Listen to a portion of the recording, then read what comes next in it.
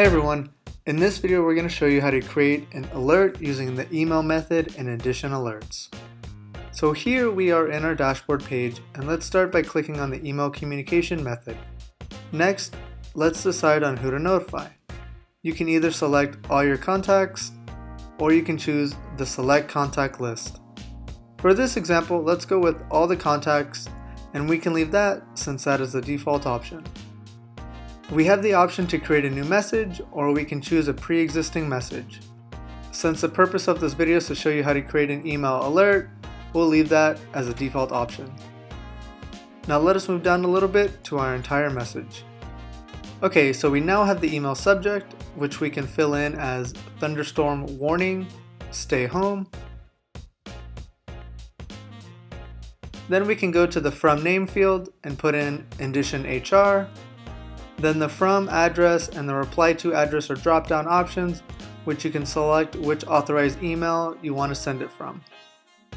To add in more email options to this field, you'll need to go to the Manage Authorized Emails in the admin settings to add them.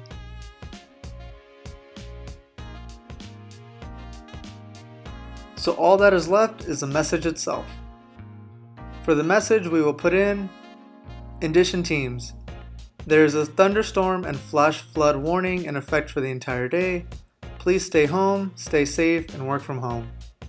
We will notify you if anything changes. Thanks, HR department. Now that our message is in there, we can click on the Send Now button. After we click on the Send Now button, we see a success message pop up saying our alert has been sent.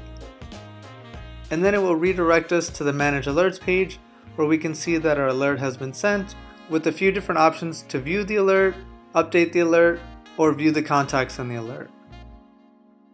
And with that, you now know how to create an alert using the email method in Indition alerts.